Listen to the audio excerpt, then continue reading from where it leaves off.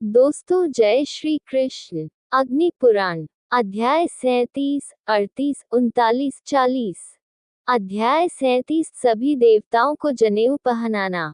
अग्नि ने कहा, सभी देवताओं के लिए अलंकरण विधि का वर्णन सुनो। धागा प्राथमिक विशेषता है और साथ ही इसका पीला आभूषण भी है। हे जगत के कारण, देवताओं सहित यहाँ पधारिए। मैं आपको प्रातःकाल आमंत्रित करता हूँ और ये पवित्र धागा अर्पित करता हूँ। हे जगत के रचयिता, आपको नमस्कार है। शुद्धि के लिए इस पवित्र धागे को स्वीकार करें, जो वार्षिक पूजा का फल देता है। हे शिव जी, आपको नमस्कार है।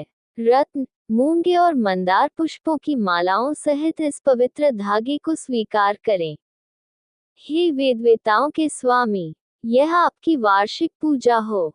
हे पूजा की सामग्री, मेरी इस वार्षिक पूजा को विधिपूर्वक संपन्न करके मेरे द्वारा त्याग दिए जाने पर स्वर्ग को जाओ। हे सूर्यदेव, आपको नमस्कार है।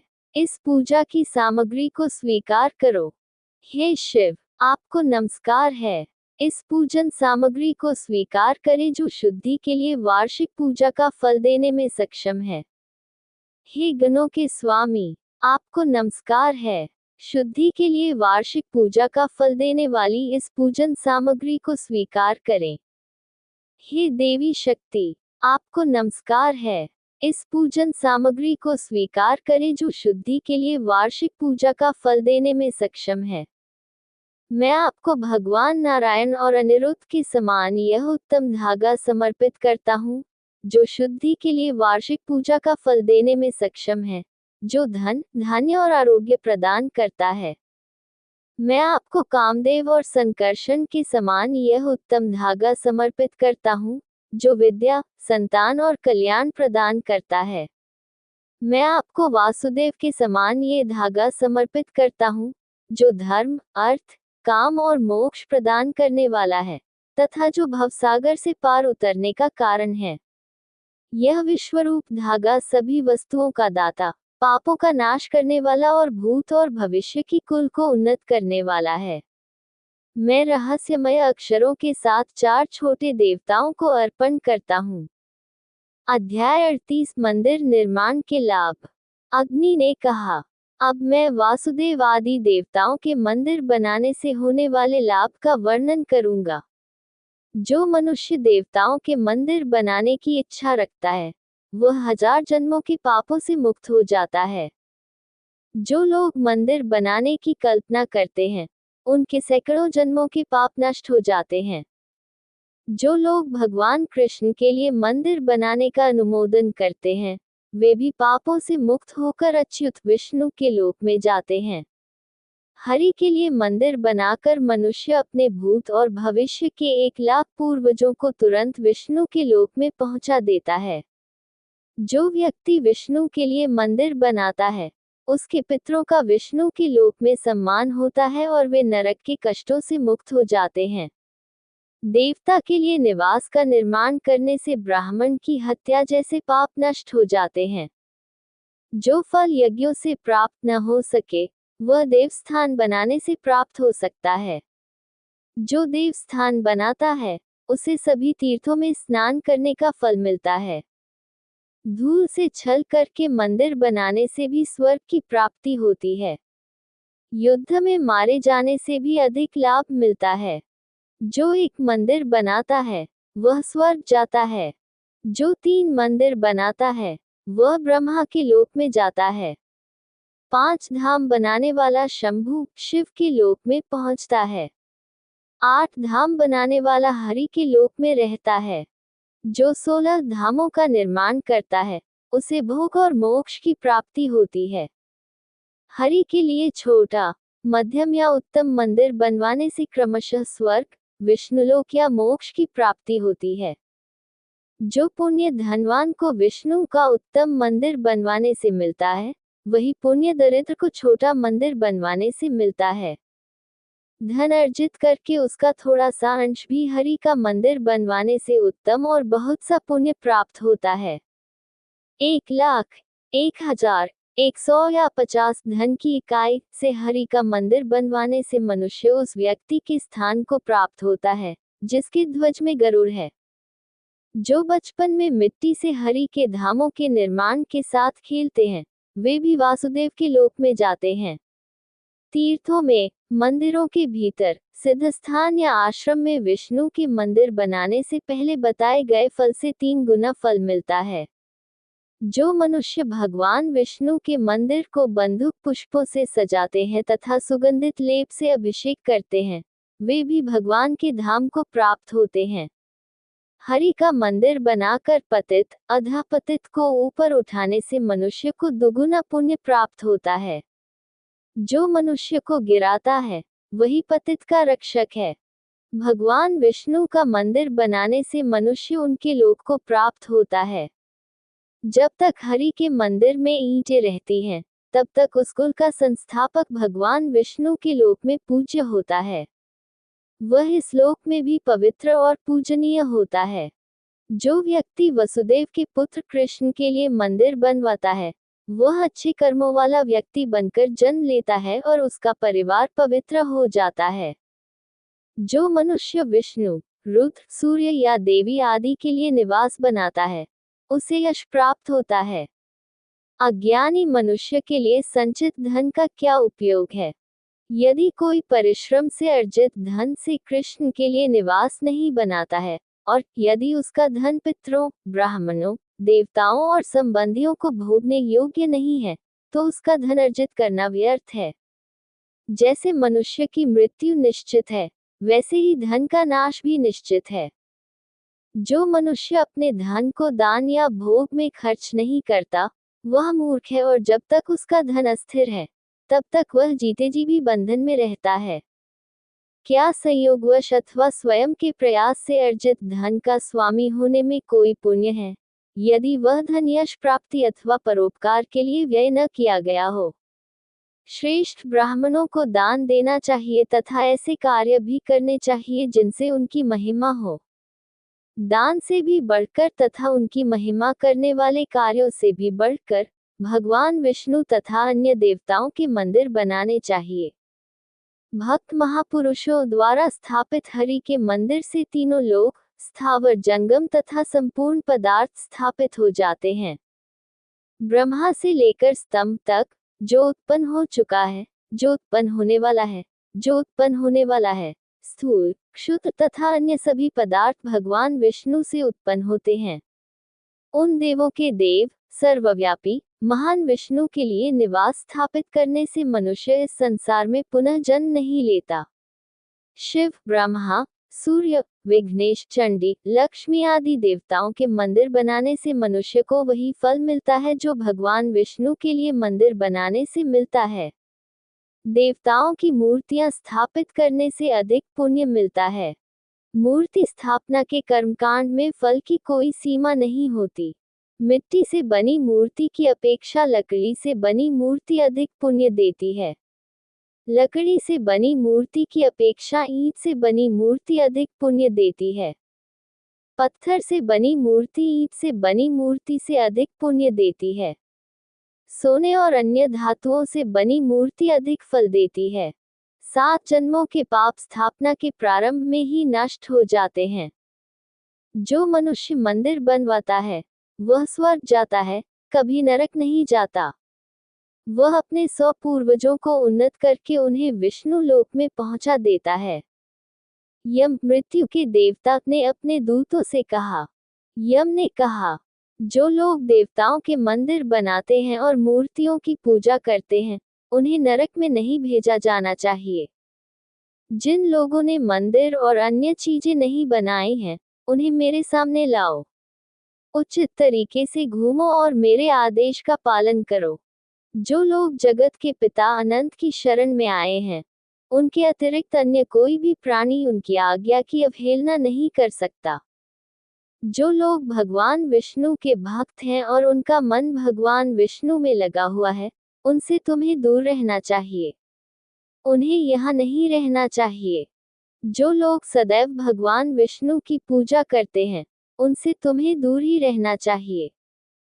जो लोग खड़े होकर सोते हुए, चलते हुए, पीछे खड़े होकर, लड़खड़ाते हुए या एक स्थान पर खड़े होकर गोविंद का गुणगान करते हैं, उनसे तुम्हें दूर ही रहना चाहिए। जो लोग जनार्दन की पूजा विधिपूर्वक तथा यदा कदा विधिपूर्वक करते हैं, उनसे तुम्हें नहीं मिलना चाहिए। जो लोग इस मार्ग का अनुसरण करते हैं, वे उत्तम पद प्राप्त करते हैं। जो लोग पुष्प, धूप, वस्त्र, प्रिय आभूषणों से भगवान की पूजा करते हैं, तथा जो लोग कृष्ण के धाम में चले गए हैं, उनसे तुम्हें नहीं मिलना चाहिए। जो लोग भगवान विष्णु का लेप करते हैं, तथा जो लोग भगवान विष्णु के शरीर पर लेप करते हैं, उनके बच्चों तथा वंशजों को कृष्ण के मंदिर में ही छोड़ देना चाहिए। जिसने भगवान विष्णु का मंदिर बनवाया है, उसके कुल में उत्पन्न सैकड़ों पुरुषों को भी तुम्हें दुष्ट बुद्धि से नहीं देखना चाहिए। जो कोई लकड़ी, पत्थर या मिट्टी से भगवान विष्णु का मंदिर बनाता है, वह सभी पापों से मुक्त हो जाता है। जो व्यक्ति भगवान विष्णु का मंदिर बनाता है, उसे वह महान फल प्राप्त होता है, जो प्रतिदिन यज्ञ करने से मिलता है। भगवान विष्णु का मंदिर बनाने से व्यक्ति अपने सैकड़ों पूर्वजों और सैकड़ों पूर्वजों को अच्युत लोक में पहुंचा देता है। भगवान विष्णु सातों लोकों के समान हैं। जो व्यक्ति उनके लिए घर बनाता है, वह अनंत लोकों का उद्धार करता है और अनंतता को भी प्राप्त करता है। जो व्यक्ति उनके लिए मंदिर बनाता है, वह उतने वर्षों तक स्वर्ग में रहता है, जितने वर्षों तक ईंटें टिकी रहेंगी। मूर्ति बनाने वाला व्यक्ति भगवान विष्णु के लोक में पहुंचता है। जो व्यक्ति इसे प्रतिष्ठित करता है, वह हरि में लीन हो जाता है। जो मंदिर बनाता है, मूर्ति बनाता है और उसे स्थापित करता है, वह उसकी सीमा में आता है। अग्नि ने कहा, मैंने वह नहीं लाया जिसने यम के कहे अनुसार हरि की स्थापना की हो। हयशिरस ने देवताओं की स्थापना के लिए ब्रह्मा से कहा। अध्याय 39 मंदिर निर्माण के लिए भूमि की तैयारी। हयग्रीव ने कहा, हे ब्राह्मण, विष्णु आदि की स्थापना के विषय में मेरी बात सुनो। पंचरात्र और सप्तरात्र के सिद्धांत मैं पहले ही बता चुका हूँ। इस संसार में ऋषियों ने इन्हें 25 पुस्तकों में विभाजित किया है। हयशीर्ष तंत्र उनमें प्रथम है। त्रैलोक्य मोहन, वैभव पौष्कर, प्रहलाद, गार्ग्य, गालव, नारदीय, श्री कृष्ण, शांडिल्य, ऐश्वर, सत्य, शौनिक, वशिष्ठ द्वारा बोले गए। ज्ञान सागर, स्वयंभुव, कपिल, तार्क्ष्य, नारायण्यक, आत्रेय, नरसिंह, आनंद, अरुण, बौधायन और विश्व द्वारा उसी के सर्वोत्कृष्ट रूप में कहा गया है। पूर्ववर्ती, जिसके 8 भाग हैं, या अन्य पुस्तकें। मध्य देश में जन्मा ब्राह्मण भी स्थापना, संस्कार कर सकता है। जो लोग कच्छ, कावेरी, कोंकण, कामरूप, कलिंग, कांची, कश्मीर, कोसल आदि नदियों के प्रदेशों में जन्मे हैं, उन्हें स्थापना, संस्कार नहीं करनी चाहिए। आकाश, वायु, तेज, जल और पृथ्वी ये पंचरात्र हैं। पंचरात्र के अतिरिक्त जो अन्य हैं, वे जड़ हैं और अंधकार में डूबे हुए हैं। वह गुरु है, जो ये ज्ञान रखता है कि मैं ब्रह्म हूँ और निष्कलंक विष्णु हूँ। सभी गुणों से रहित होने पर भी जो तंत्र का गुरु है, उसे गुरु माना जाना चाहिए। देवता की मूर्ति को शहर की ओर मुंह करके रखना चाहिए और कभी भी पीछे की ओर नहीं देखना चाहिए। कुरुक्षेत्र, गया तथा अन्य स्थानों पर तथा नदियों के पास नगर के मध्य में ब्रह्मा की प्रतिमा तथा पूर्व दिशा में इंद्र की प्रतिमा शुभ मानी जाती है। अग्नि, माता, भूत और यम की प्रतिमाएं दक्षिण पूर्व में स्थापित की जानी चाहिए। चंडिका की प्रतिमाएं दक्षिण में तथा पितरों और राक्षसों की प्रतिमाएं दक्षिण पश्चिम में स्थापित की जानी चाहिए। वरुण आदि के मंदिर पश्चिम में बनाए जाने चाहिए। वायु और नाग की प्रतिमाएं उत्तर पश्चिम में तथा यक्ष और गोह कार्तिकेय की प्रतिमाएं उत्तर में स्थापित की जानी चाहिए। चंडीश चंडी के स्वामी महाप्रभु और विष्णु के मंदिर सदैव ईशान कोण में स्थित होते हैं। किसी को जानबूझकर किसी दूसरे मंदिर से छोटा, बराबर या बड़ा मंदिर नहीं बनाना चाहिए, जिससे उस पर अतिक्रमण हो।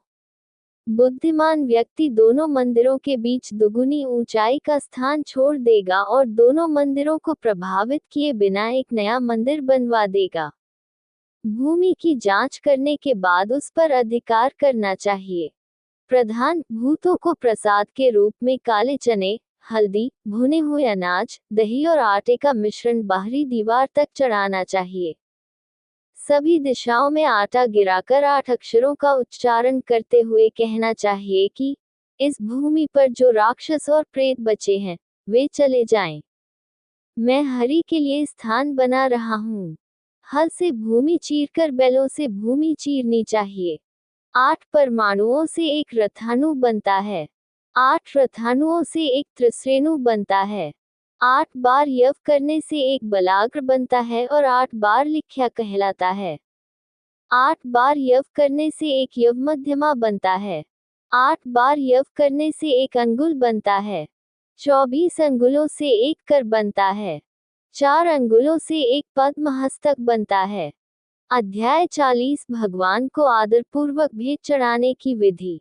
प्रभु ने कहा, प्राचीन काल में वह स्थूल तत्व सब तत्वों में भयंकर था। जब वह पृथ्वी पर स्थित हुआ तो वह उस स्थान का स्वामी माना गया। 64 भागों में विभाजित स्थान पर कोने के आधे भाग में बैठे हुए ईश की घी और अक्षत से पूजा की जाती है। फिर एक वर्ग में बैठे हुए पर्जन्य वर्षा के देवता की पूजा की जाती है। भगवान जयंत, जो 2 चौकों में रहते हैं, उनकी पूजा कमल फूल और जल से की जाती है, और भगवान महेंद्र, जो एक चौक में रहते हैं, उनकी पूजा एक ध्वज के साथ की जाती है। सूर्य देव की पूजा एक चौक में सभी लाल चीजों के साथ की जाती है। नीचे के आधे भाग में स्थित सत्यदेव की पूजा छत्र और घी की आहुति से की जाती है। आधे भाग में स्थित आकाशदेव को पक्षी के मांस से प्रसन्न किया जाता है। अग्निदेव की पूजा अर्धवर्ग में हवन सामग्री से, पूषण देव की पूजा एक वर्ग में भुने हुए अन्न से, असत्यदेव की पूजा 2 वर्गों में स्वर्ण, मथानी और घर में अखंडित चावलों से की जाती है। 2 चौकों में स्थित भगवान धर्मेश की पूजा मांस और पके हुए भोजन से की जाती है। 2 चौकों में गंधर्व की पूजा धूप और पक्षी की जीभ से की जाती है। ऊपर के एक वर्ग में बैठे हुए मृग की नीले वस्त्र से पूजा की जाती है। आधे वर्ग में दूध, तिल और चावल से बने बर्तन से और दूसरे वर्ग में दंत ब्रश की छड़ियों से पितरों की पूजा की जाती है।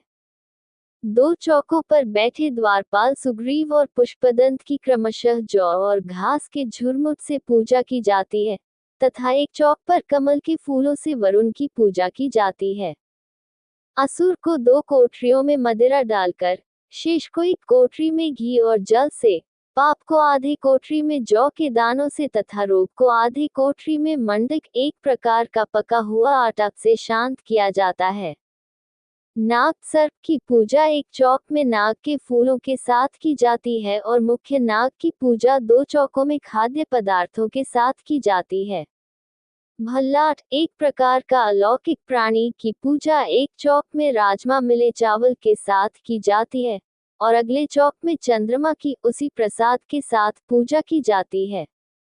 ऋषि को 2 कोठरियों में रखकर शहद, श्वेत घृत और जायफल से पूजा की जाती है। दिति को एक कोठरी में अभिषेक करके तथा अदिति को 1.5 कोठरियों में रखकर पूजा की जाती है। आपस को उत्तर पूर्व में नीचे के वर्ग में दूध और केक से प्रसन्न किया जाता है और शेष अपवत्स को नीचे के वर्ग में दही से प्रसन्न किया जाता है। पूर्व दिशा में 4 कोठरियों में मिष्ठान्नों से मरीचि को प्रसन्न किया जाता है तथा नीचे के कोणीय कोठरी में सविता के लिए लाल फूल रखे जाते हैं। उसके नीचे के वर्ग में सविता को कुशा के साथ जल अर्पित किया जाता है। 4 वर्गों में अरुणा को लाल चंदन का लेप चढ़ाया जाता है। दक्षिण पश्चिम दिशा में निचले चौक में इंद्र को हल्दी सहित आदरपूर्वक अर्पण किया जाता है तथा इंद्रजय के नीचे कोने वाले चौक में घी मिश्रित चावल अर्पित किया जाता है। इंद्र को गुड़ मिला मीठा दलिया 4 चौकों में तथा रुद्र को पका हुआ मांस उत्तर पश्चिम दिशा के कोने वाले चौक में अर्पित किया जाता है। नीचे कोने के वर्ग में यक्ष को गीला फल चढ़ाया जाता है। 4 वर्गों में महीधर को चावल का मांस और काले चने चढ़ाए जाते हैं। ब्रह्मा के लिए मध्य में चावल और तिल रखें। चरखी की पूजा काले चने और घी से तथा स्कंद की पूजा दूध, तिल और चावल से बने पकवान और माला से करें। विदारी राक्षसी की पूजा लाल कमल से, कंदर प्रेम के देवता की पूजा पके हुए चावल और मांस से, पूतना राक्षसी की पूजा मांस और पित्त से तथा जंबक राक्षस की पूजा मांस और रक्त से की जाती है।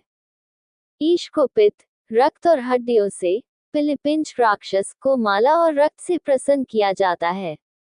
अन्य देवताओं की पूजा रक्त और मांस से तथा उनकी अनुपस्थिति में अखंडित चावल से की जाती है। बलि का प्रसाद राक्षसों, दैवीय माताओं, पितरों और भूमि के संरक्षक देवताओं को यथाक्रम चढ़ाया जाता है।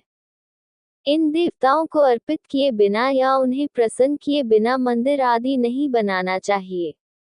ब्रह्मा के लिए निर्धारित स्थान पर हरि, लक्ष्मी, गण, शिव के अनुचर देवता की पूजा करनी चाहिए। अंतिम आहुति मध्य घड़े में ब्रह्मा को तथा घड़े और छोटे बर्तन में ब्रह्मा और अन्य देवताओं तथा भूमि के अधिष्ठाता महेश्वर को दी जाती है। आशीर्वचन देने के पश्चात तथा नीचे छोटे छोटे छेद वाले जल पात्र को अच्छी तरह पकड़कर शुभ परिक्रमा की जाती है। हे ब्राह्मण, जल की बूंद को एक पंक्ति में घुमाया जाता है, गिराया जाता है। उसी पंक्ति में पहले की तरह 7 प्रकार के बीज बोए जाते हैं। खुदाई इसी तरह से शुरू करनी चाहिए। फिर बीच में 1 हाथ के बराबर गड्ढा खोदना चाहिए। फिर 4 अंगुल चौड़ाई तक गड्ढा समतल करके चतुर्भुज भगवान विष्णु का ध्यान करके घड़े से जल अर्पण करना चाहिए। फिर नीचे के छिद्र वाले घड़े से छिद्र को जल से भरकर उसमें श्वेत पुष्प डाल देना चाहिए। उत्तम दक्षिणावर्त शंख को बीजों और मिट्टी से भर देना चाहिए। जल अर्पण करने के बाद गौ के गुरु को वस्त्र आदि भेंट करना चाहिए तथा शिल्पी और समय जानने वाले वैष्णवों का आदर करना चाहिए। फिर ध्यानपूर्वक खुदाई करनी चाहिए जब तक कि पानी न मिल जाए। भवन के नीचे स्थित देवता के नीचे पड़ी वस्तु का कोई भी शुभ प्रभाव नहीं होता। यदि नीचे की हड्डी या पदार्थ टूट जाए तो वह टूटी हुई चीज कैदी के लिए अनिष्टकारी प्रभाव का पूर्वाभास कराती है। जो भी ध्वनि सुनाई दे, उसे नीचे पड़े पदार्थ के कारण ही समझना चाहिए। अगली वीडियो देखने के लिए आप चैनल सब्सक्राइब जरूर करें और लाइक करें और कमेंट करें। जय श्री राधा कृष्ण।